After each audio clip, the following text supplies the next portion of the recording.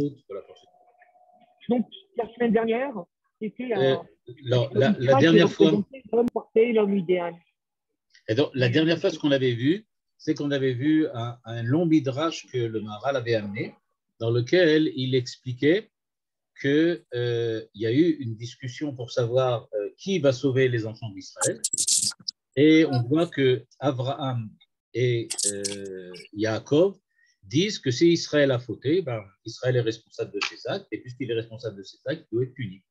Et le seul qui prend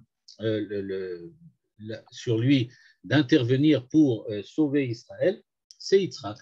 C'est ce que nous avait expliqué l'Agmara. Et maintenant, donc, le Maharal fait un développement que je ne ramène pas ici, parce que bon, c'est un développement technique dans lequel il essaye de montrer pour quelles raisons ça serait plutôt Yitzhak que les autres, mais il arrive véritablement à l'idée principale dans le passage qu'on va voir maintenant, que je vais projeter juste pour quelques minutes. Voilà, attends, c'est celui-là, oui, c'est ça. OK. Alors voilà ce que dit le Maharal. Il nous dit la chose suivante. Aval da'at chachamim. Donc maintenant, il va nous expliquer quelle est la spécificité de Yitzhak par rapport aux autres. Et il nous dit da'at chachamim beze les galot advarim asher amar. Donc il va revenir sur l'idée qu'il avait déjà expliquée précédemment. Ki mitzad Yitzhak ou midato אי אפשר שיהיה עשרה והפרדה לישראל מן השם יתברך.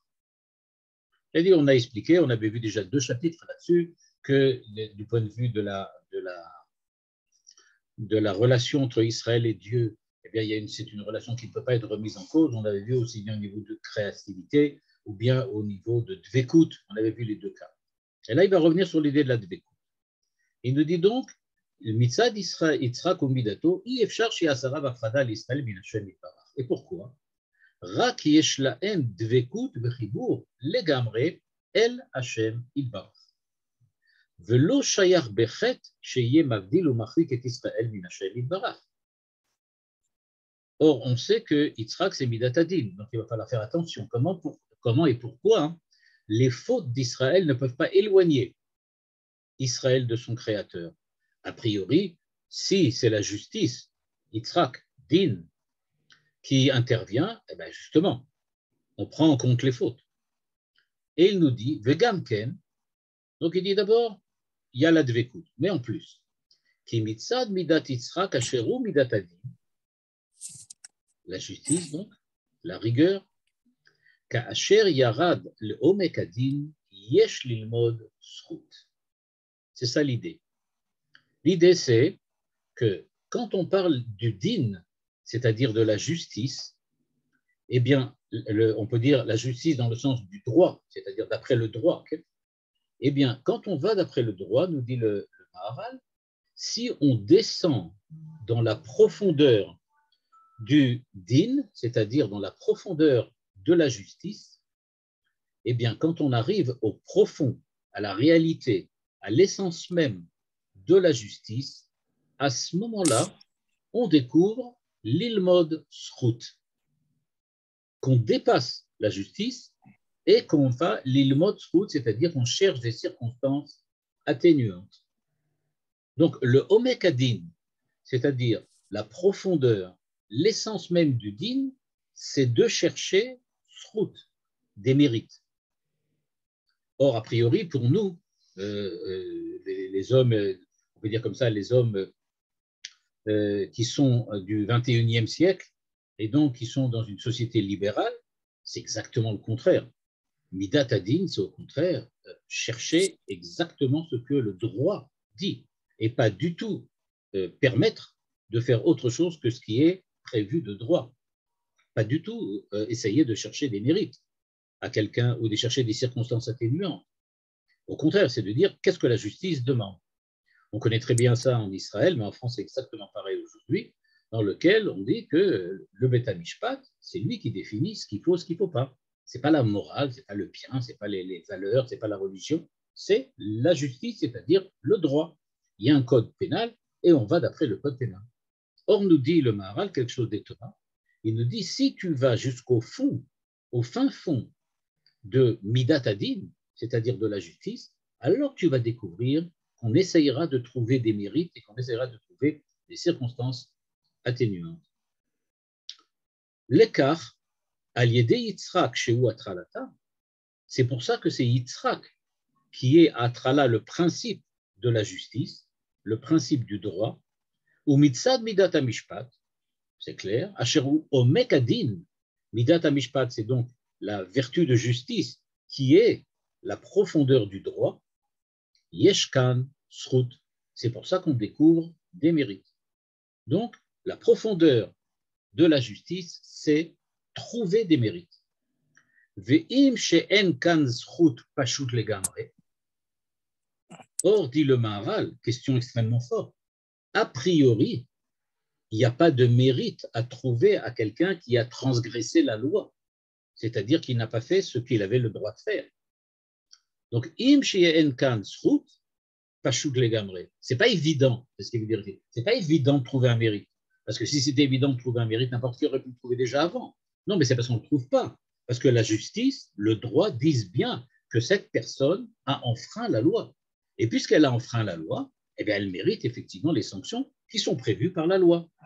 Et donc, nous dit-il, oui, c'est vrai. Ça, c'est vrai au niveau du droit et de la justice simple. Pashut, zechut pashut. Mikol makom, yesh zchut kasher yored lo mekadi. Mais quand tu vas à la profondeur du din, à ce moment-là, oui, il y a quelque chose. Veze she'amar, ki kasher amar la'Avram banecha chatu, amar yimachu et shemecha, ki Avram hu atzalat Israël, v'tayir kar, achar shechatu Israël. Et donc, il nous dit, c'est donc pour ça que c'est seulement Yitzhak qui va prendre la défense des enfants d'Israël, parce que Abraham, quand on dit tes enfants ont fauté, eh bien, il dit, lui, d'après ce qu'il représente, c'est-à-dire Midat HaChesed, il dit, bah, qu'est-ce qu'on y peut? S'ils ont fauté, bah, ils ont perdu. Ils avaient à respecter l'alliance qu'ils ont fait avec le Créateur, et s'ils n'ont pas respecté cette alliance, eh bien, il leur revient d'être punis, d'être sanctionnés, comme tous les autres personnes qui sont sanctionnées quand elles ne font pas ou quand elles transgressent la loi, tout simplement. Alors maintenant, on va essayer donc de comprendre un petit peu qu'est-ce que le Maharal veut nous dire ici. Alors, il faut savoir que le Maharal veut nous dire la chose suivante. Il veut nous dire tout d'abord que, en fait, aller chercher la profondeur du din, c'est-à-dire aller jusqu'au bout de la justice, jusqu'au bout du droit. C'est-à-dire, j'aurais pu dire de cette façon-là, appliquer la loi jusqu'au maximum avec lequel on peut l'appliquer. Et à ce moment-là, nous dit-il, si tu vas jusqu'au fond du din, tu vas découvrir le chesed. Il le dit encore dans d'autres endroits. Il dit ce qui est la différence entre chesed et emet et din, c'est-à-dire les trois vertus des trois patriarches, c'est qu'il existe dans le din un omek. C'est-à-dire, il existe une profondeur, il existe une essence de la justice que l'on peut atteindre. Et quand on arrive à cette essence de la justice, à cette essence du droit, alors on découvre chesed, le mérite, ou ce qu'il appelle ici zechut. Donc c'est ça ce qu'on découvre quand on va jusqu'au bout. Par contre, si on regarde le chesed, lui, ne va pas jusqu'au bout des choses. On va tout de suite expliquer pourquoi. C'est pour ça qu'on l'appelle d'ailleurs chesed. Chesed, ça veut dire c'est une bonté. La bonté, ça ne va pas jusqu'au fond des choses. C'est quelque chose qui reste superficiel. À partir du moment où c'est superficiel, eh bien, on ne va pas jusqu'au bout, donc on ne découvre pas là-bas zechut, les mérites. Quoi qu'il en soit, on va devoir maintenant expliquer qu'est-ce que le Maharal veut bien dire par là. Alors, il me semble qu'il est dans les différents endroits où le Maharal ramène cette idée, il n'en dit pas beaucoup plus que ce qu'on voit là. C'est-à-dire que même si j'avais cherché d'autres sources, et j'ai cherché, il n'y a pas vraiment beaucoup de sources plus explicites que ce qu'il nous dit ici. Alors, il me semble que pour expliquer le Maharal, on va devoir faire appel à une notion importante qui revient souvent, c'est que on ramène dans un midrash l'idée selon laquelle Dieu a voulu créer le monde de midat adim, ra'a she'eno mitkayem, shitef lo midat aracham. Ce qui veut dire, Dieu a voulu créer le monde par midat adim, par la vertu de justice, par le droit, mais il a vu que le monde ne pourrait pas tenir. C'est pour ça qu'il lui a adjoint midat arachamim, la miséricorde. Ce n'est pas exactement les mêmes termes qu'on voit ici, puisqu'ici on parle de srout, on ne parle pas tellement de rachamim, mais on comprend qu'il y a quelque chose comme ça. Qu'est-ce que ça veut dire? Eh bien, ça veut dire que la différence entre chesed et din, c'est que chesed, c'est ce qui provient, c'est la bonté qui provient de quelqu'un qui est bon. C'est quelque chose qui est nécessairement subjectif. Quand on parle de chesed, Avraham Avinu, il y a une subjectivité qui est nécessairement introduite dans le cadre du jugement. Quelqu'un qui juge d'après le chesed, c'est-à-dire que quelqu'un qui essaye de déterminer la réalité des choses par midat ha-chesed ou avec midat ha-chesed, elle fait intervenir un certain sentiment, une certaine affection, un certain pathos pour la personne qu'il est en train de juger ou la chose qu'il est en train d'essayer de définir. C'est-à-dire qu'il y a une participation de la personnalité de celui qui juge la chose avec la chose qui est jugée. Et donc, dans le cas de quelqu'un, par exemple, qui voudrait déterminer, est-ce que, on va prendre un exemple politique, puisque tout le monde est d'accord, est-ce que c'est bien que le gouvernement Bennett soit tombé? Alors, il y a deux possibilités de juger les choses. On peut les juger selon le chesed. Imaginons que nous soyons Avraham.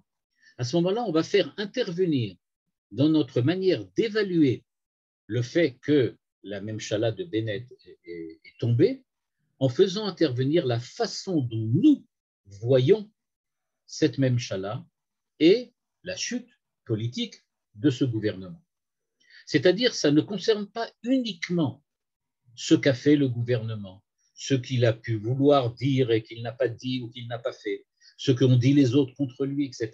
Ça ne tient pas seulement compte de la réalité de la chose, ça tient compte aussi de la façon dont moi je réagis par rapport à cette réalité. C'est ce que fait Midat HaChesed.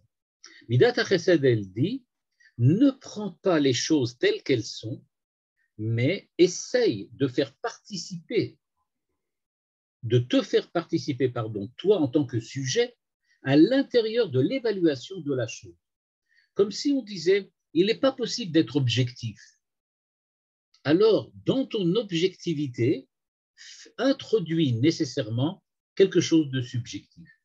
La façon dont toi tu réagis, mais en plus, quand je viens et que je réfléchis à la façon dont je réagis par rapport à, par exemple, la chute du gouvernement, je vois ça d'un bon œil, c'est-à-dire que je suis midat ha-chesed, par la bonté. En gros, qu'est-ce que nous dit Avraham? Avraham nous dit, tu dois juger les choses, tu vas devoir émettre des jugements tout au long de ton existence. Tu vas devoir sans arrêt dire si oui ou non tu es d'accord avec telle ou telle chose. Eh bien, quand tu vas essayer de juger les choses, ne te contente pas de regarder objectivement ce qu'elles sont, mais dans cette objectivité, tu dois rentrer une part de subjectivité, et pas n'importe laquelle. C'est-à-dire que tu dois regarder la chose d'un bon œil. Ça fait partie de l'objectivité de la chose. On pourrait dire, pour donner juste un exemple qui n'en est pas un, que nous dit Avraham Avinu, tu dois mettre des lunettes roses quand tu regardes le monde. C'est ta façon de regarder le monde. Elle est importante, elle fait partie de ce que tu vois. Donc, tu vas voir le monde en rose, c'est très bien, c'est comme ça que ça doit être, c'est ce que nous dit Avraham Avinu. C'est la façon qu'on a de regarder les choses et donc la façon qu'on a de réagir par rapport à elles. Ça, c'est Midat HaChesed. Or, nous dit le Maharal, dans ce cas-là, il n'y a pas de Omek. Qu'est-ce que ça veut dire qu'il n'y a pas de Omek? On n'arrive jamais à définir la chose telle qu'elle est, parce qu'on y introduit toujours une part de positivité qui vient du sujet qui regarde la chose. Et donc, nous-mêmes, en tant qu'êtres subjectifs, en tant qu'êtres qui participent de l'événement historique que l'on est en train de juger, eh bien, puisque nous y participons, donc, il n'y a pas de omek. On ne peut pas arriver à la chose en elle-même. Par contre, et c'est ça évidemment ce que veut dire ici le Maharal, quand on regarde au niveau de Midat Hadin, c'est-à-dire au niveau de Yitzhak, là les choses sont complètement différentes. Parce que si on regarde les choses selon le droit, c'est-à-dire selon les règles, les normes, c'est ce qui a été fixé et qui sont les mêmes pour tout le monde et qui sont objectives, puisque précisément on les a fixées. Eh bien, quand on regarde les choses d'après ce qui sont fixées, alors on arrive à avoir une description de ce qu'elles sont. Pas de la manière dont moi aussi je participe à la réalisation ou à la définition de la chose.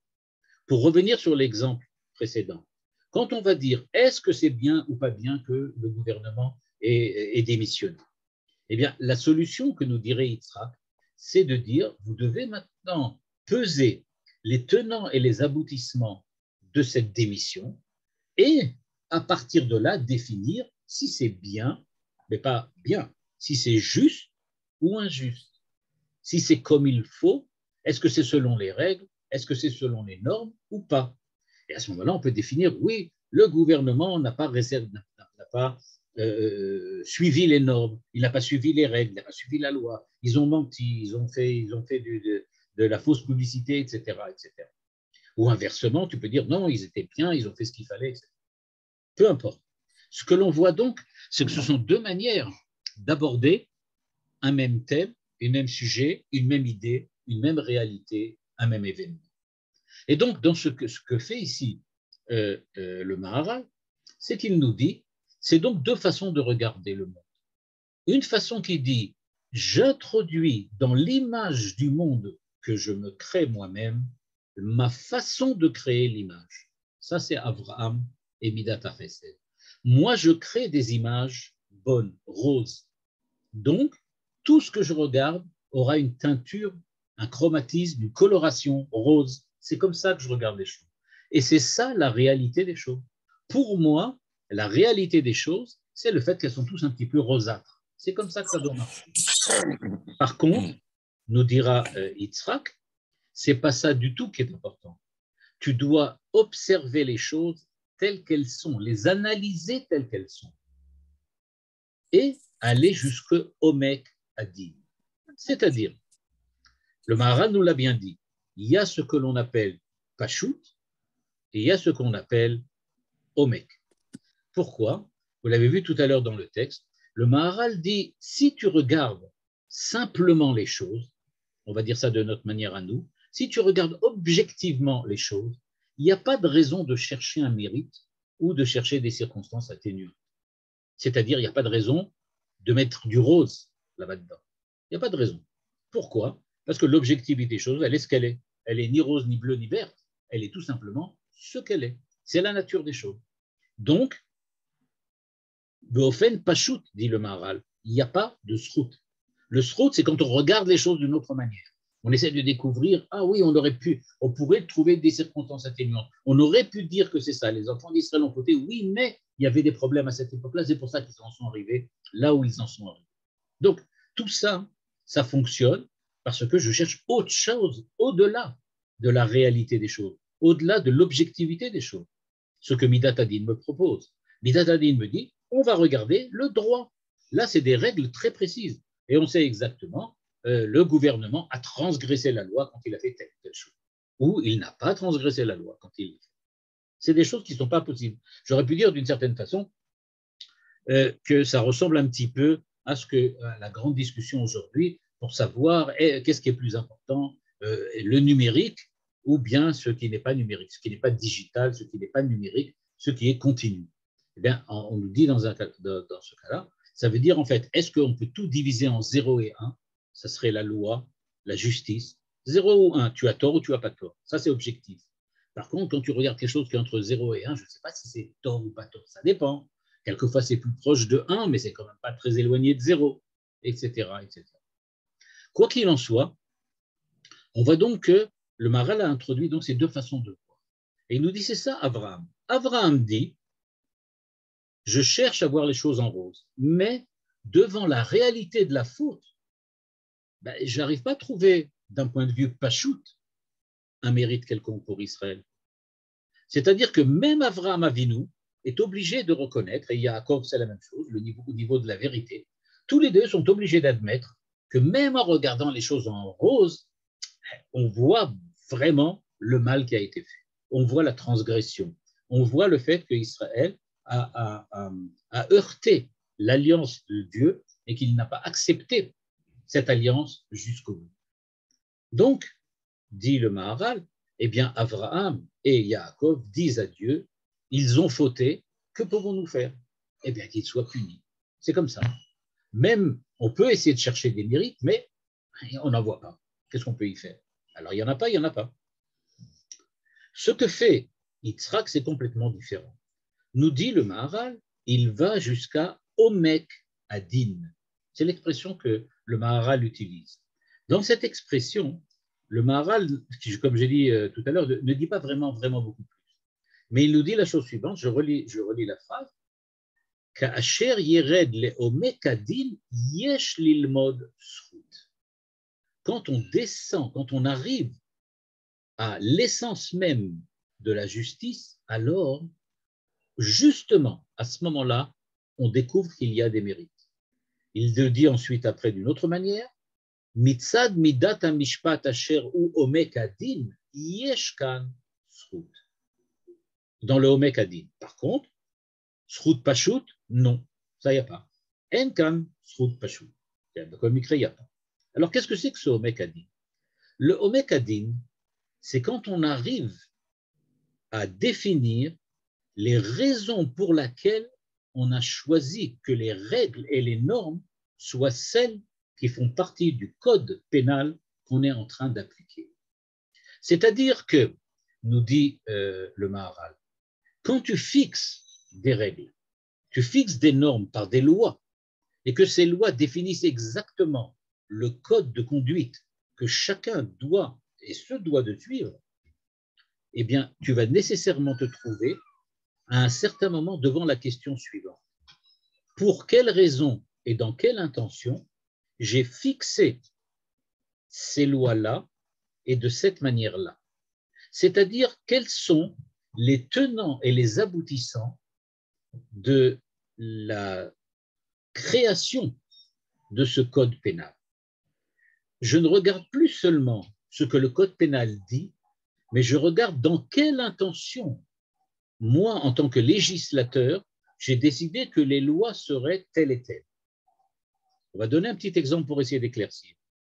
On pourrait dire comme ça, on fixe une loi qui dit qu'on n'a pas le droit sur le code de la route, on va prendre un truc du code de la route, on n'a pas le droit de rouler, de dépasser, enfin de sortir de la moitié de la route sur laquelle on est quand il y a une longue ligne blanche au milieu.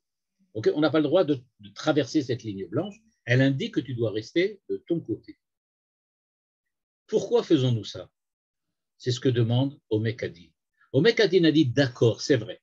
Donc je vois quelqu'un qui déborde sur la ligne blanche, nécessairement, il doit recevoir une contravention, il doit être sanctionné. Il a fait quelque chose d'interdit.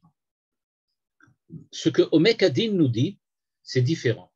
Omek Adin nous dit, pour quelle raison tu as fixé cette ligne blanche? Pour la protection des gens qui roulent.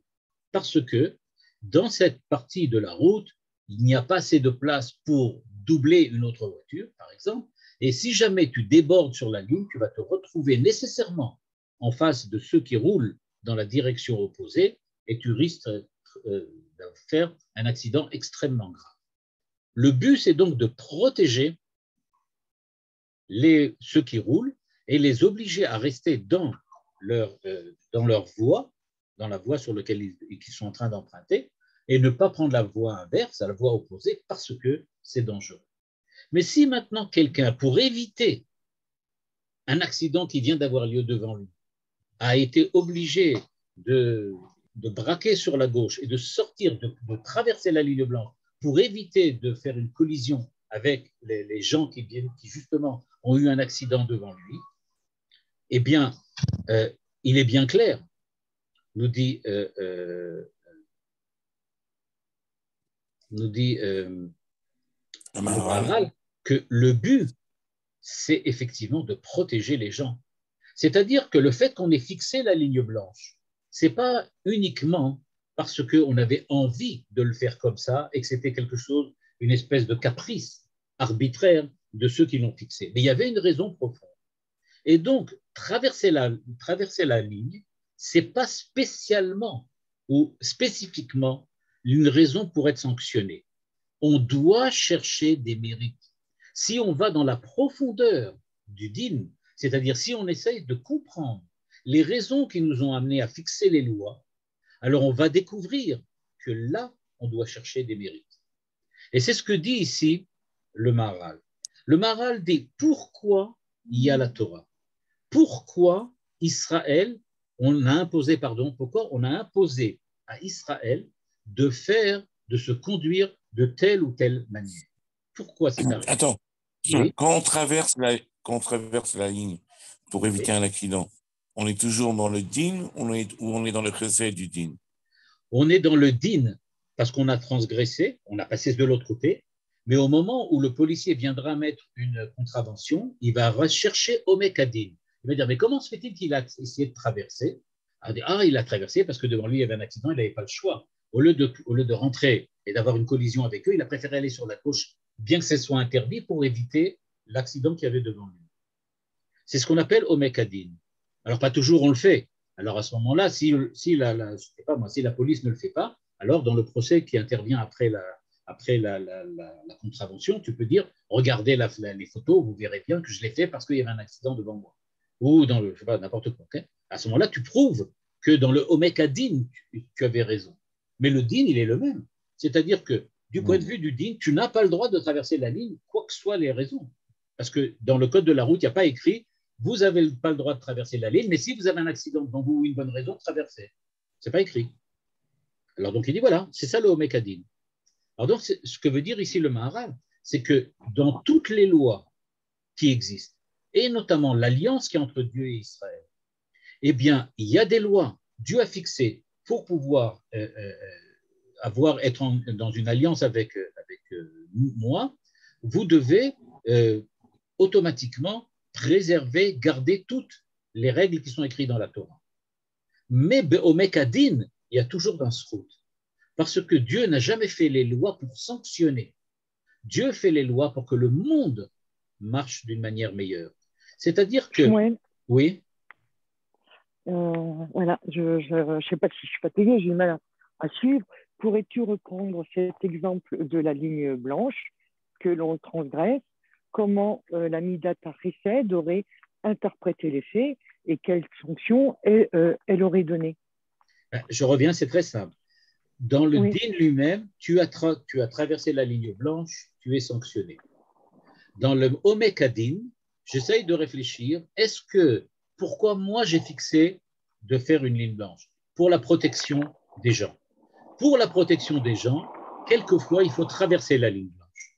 C'est ça le Omek Adin. Oui, ça j'ai compris. Ce que je voudrais, c'est que tu m'expliques comment le chesed aurait interprété cette le chesed ne va pas d'après les règles. Le chesed, il va, quelqu'un a un accident, quelqu'un a traversé la... Non, le même exemple, Shmuel. Oui, je donnais. Quelqu'un a traversé la ligne blanche. Quelqu'un a traversé la ligne blanche. Midat HaChesed dit, ah oui, mais il était pressé, tu comprends, il avait beaucoup de choses à faire, il était vraiment très, très pressé, on ne va pas s'en tenir à une petite ligne blanche. Il n'y avait personne en face de toutes les façons, alors pourquoi s'embêter? Il l'a fait, c'est pas grave. Ça, c'est Midat HaChesed. Non, je ne suis pas d'accord avec toi. Bon, ça, c'est du laxisme. Un autre exemple. Non, mais ça, c'est du laxisme, c'est pas du chesed. Le chesed, c'est... Non, c'est ça le chesed. Le chesed, c'est de dire, il n'y avait personne en face, ça ne mettait en danger personne. Pourquoi pas? Il n'a qu'à traverser. Il date un chesed. Il n'y avait personne. Il n'y avait pas de danger. Alors pourquoi? On a fait ça pour protéger. Mais alors voilà, On ne va pas protéger quand il n'y a pas besoin de protéger. Alors, il a passé, c'est pas grave. Midat HaChesed. C'est ça la bonté, c'est ça la générosité. Par générosité, je vais lui accepter. Non, mais alors, écoute, je m'excuse de déranger le cours, parce que j'ai du mal à comprendre, donc je suis un petit peu bloqué, excusez-moi. Mais je voudrais comprendre. La Midat HaChesed, elle s'exerce dans l'interprétation des faits, de la réalité, ou dans la sanction à appliquer. C'est-à-dire, on accepte l'événement et on cherche une autre sanction à Non, non, c'est pas ça, Midat HaChesed. Alors, oui, Midat HaChesed, c'est regarder l'ensemble de l'affaire d'une manière généreuse. C'est pas dire je veux te donner du bien. Ça veut dire je regarde ça de manière généreuse. Je regarde pas ça d'après selon la loi et la règle. Je regarde d'après la bonté que j'ai envers toi. Je vais être bon pour toi. Dès le départ, je vais être bon pour toi. C'est ça mon problème c'est ça le problème du chesed et c'est ça la force du chesed. La force du chesed, c'est que je ne regarde pas si tu as transgressé ou pas. Ce n'est pas mon problème. Ça, c'est Midat HaChesed. Je ne regarde pas si tu transgresses. Et je essaye de définir, ok, tu as peut-être transgressé, parce que non, il n'y a personne, c'était à petite vitesse, l'autre il roulait lentement, c'est pas pour 50 raisons pour lesquelles c'est pas très grave. Ça, c'est Midat HaChesed. Midat HaDin dit, tu as traversé, tu payes. Omek Adin dit, oui, d'accord, mais là, justement, tu as traversé la ligne parce que tu voulais respecter le Omek Adin. C'est pour ça qu'il dit, quand tu cherches dans le Omek Adin, tu vas trouver, dit-il, du scout. Tu vas trouver un mérite. Parce que toujours, dans la relation entre Israël et Dieu, c'est ce qu'il veut dire ici, dans la relation entre Israël et Dieu, tu trouveras toujours, en fin de compte, un mérite. C'est-à-dire, tu vas trouver que même quand Israël fait un chet, il y a dedans quelque chose qui relève du srout. C'est-à-dire que la Avera en elle-même est toujours une Avera. Mais l'acte d'avoir fait la Avera peut être compris, peut être inclus dans quelque chose qui est le srout. C'est ce qu'il veut dire ici. Et donc c'est ça qui explique, nous dit le Maharal, pourquoi en fait c'est Yitzhak qui vient sauver Israël. Parce que Yitzhak ne dit pas qu'il n'y a pas eu transgression, il ne dit pas qu'il n'y a pas eu les fautes, mais il dit ce qui s'est passé, c'est quelque chose que l'on peut interpréter d'une manière de chesed, parce que dans le Omek Adin, c'est-à-dire dans le fondement même de la justice, ça comprend aussi une certaine forme de Midat HaChesed. Et c'est ça qui fait la spécificité de Yitzhak par rapport à Abraham et par rapport à Yaakov.